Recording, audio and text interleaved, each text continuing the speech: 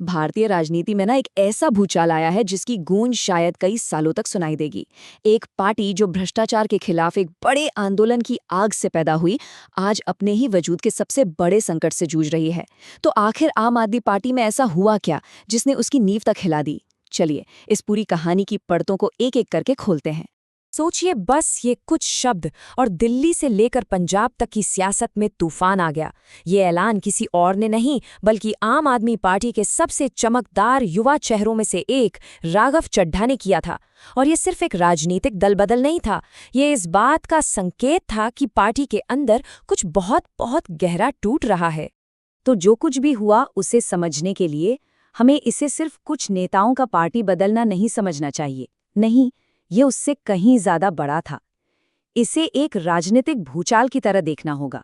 एक ऐसी घटना जो भले ही रातों रात हुई, लेकिन इसके झटके आने वाले कई चुनावों तक महसूस किए जाएंगे। तो ये हैं वो 7 चेहरे। 24 अप्रैल 2026 की ये तारीख एआरपी के इतिहास में शायद एक काले दिन के तौर पर याद रखी जाएगी। राघव चड्ढा और संदीप पाठक जैसे बड़े नामों के साथ साथ ये सिर्फ सांसद नहीं थे, इनमें से कुछ तो पार्टी की रीढ़ की हड्डी माने जाते थे। इन 7 बड़े नेताओं का एक साथ पार्टी छोड़कर सीधे बीजेपी में चले जाना पार्टी के लिए एक ऐसा झटका था जिसकी कल्पना शायद ही किसी ने की होगी।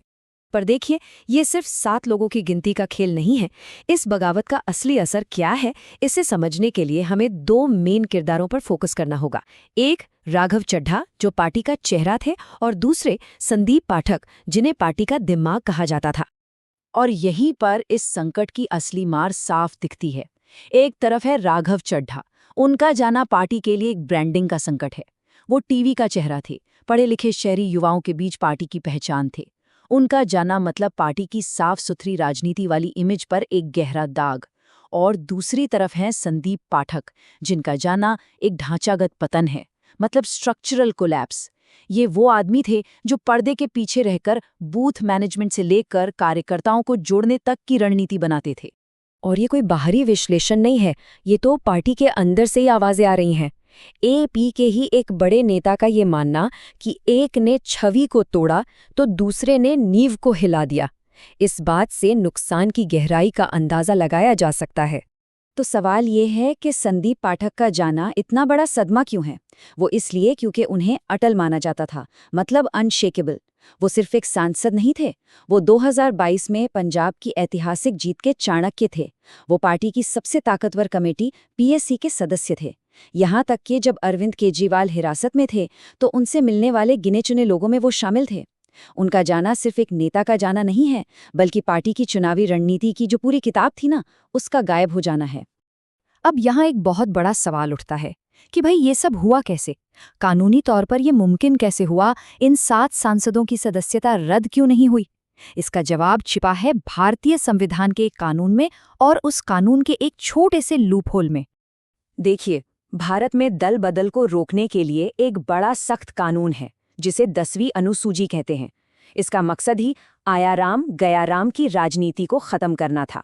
मतलब अगर आप एक पार्टी के टिकट पर चुनाव जीतते हैं और फिर दूसरी पार्टी में चले जाते हैं तो आपकी सदस्यता जा सकती है।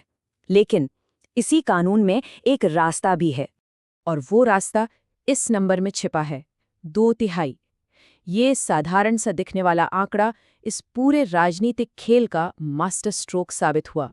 और सबसे जरूरी बात यह है कि कानून कहता है कि अगर किसी पार्टी के कम से कम 2/3 सदस्य एक साथ किसी दूसरी पार्टी में शामिल हो जाएं, तो उसे दल बदल नहीं बल्कि विलय यानी मर्जर माना जाता है। और विलय की स्थिति में अयोग्यता वाला कानून लागू ही नहीं होता। अब जरा इसका गणित समझिए, बड़ा सिंपल है। इस दल बदल से ठीक पहले आम आदमी पार्टी के राज्यसभा में कुल 10 सांसद थे। 7 सांसदों ने पार्टी छोड़ दी, जो कि कुल संख्या का 70% होता है। और कानून की जरूरत है 2/3 यानी करीब 67%। तो ये आंकड़ा उससे ज्यादा था। बस इसी गणित के सहारे इन 7 ने अपनी राज्यसभा की सीटों को सुरक्षित बचा लिया। तो इस कानूनी दांवपेच का नतीजा क्या निकला? इसका असर सिर्फ संसद में कुछ सीटें कम होने तक का नहीं है, ये तो पार्टी की आत्मा पर हुआ एक हमला है, एक ढांचागत पतन जिसका असर बहुत दूर तक जाएगा। जो इमीडिएट फॉलआउट हुआ वो विनाशकारी है। एएपी ने पंजाब में अपना सबसे बड़ा चुनावी रणनीतिकार खो दिया। उस राज्य में जहां उसकी अपनी सरकार है। देश के दूसरे राज्यों में विस्तार की जो राष्ट्रीय योजनाएं थीं, उन पर एक तरह से ब्रेक लग गया है। साफ सुथरी राजनीति की पूरी कहानी पर अब विरोधी सवाल उठा रहे हैं और राज्यसभा में, जो कि संसद का ऊपरी सदन है, वहां पार्टी की आवाज लगभग खामोश हो गई है। जाहिर है एपी का टॉप लीडरशिप गुस्से में है। अरविंद केजरीवाल ने इसे पंजाब की पीठ में छुरा घोंपने जैसा बताया, तो मुख्यमंत्री भगवंत मान ने इसे सीधे सीधे ऑपरेशन लोटस का नाम दे दिया। ये वो टर्म है जो अक्सर बीजेपी पर विपक्षी सरकारों को अस्थिर करने के आरोप में इस्तेमाल किया जाता है। लेकिन कहानी का दूसरा पहलू भी सुनना जरूरी है। पार्टी छोड़ने वाले नेता इससे सिद्धांतों की लड़ाई बता रहे हैं। राघव चड्ढा का ये कहना कि वो पार्टी के गुनाहों में शामिल नहीं होना चाहते थे, ये एक बहुत ही संगीन आरोप है। और स्वाति मालीवाल के आरोप तो और भी गहरे हैं। भ्रष्टाचार और महिलाओं के अपमान की बात करना उस पार्टी के लिए बहुत बड़ा झटका है, जिसकी बुनियाद ही इन्हीं मुद्दों पर रखी गई थी। ये आरोप सीधे सीधे पार्टी की मूल पहचान पर ही सवाल खड़े कर रहे हैं। तो ये सब कुछ देखने और सुनने के बाद जहन में एक ही सवाल उठता है, क्या आम आदमी पार्टी के लिए ये तूफान अब थम गया है, या फिर ये किसी और बड़ी सुनामी की बस एक आहट भर है? और इस सवाल का जवाब शायद बीजेपी के दिल्ली अध्यक्ष के इस बयान में कहीं छिपा है। उनका ये कहना कि ये तो सिर्फ शुरुआत है, एएपी के भविष्य पर एक बहुत बड़ा प्रश्न चिन्ह लगा देता है। अब सवाल सिर्फ ये नहीं है कि पार्टी इस संकट से कैसे उभरेगी, बल्कि बड़ा सवाल ये है कि क्या भविष्य में पार्टी का ये स्वरूप भी बचा रहेगा।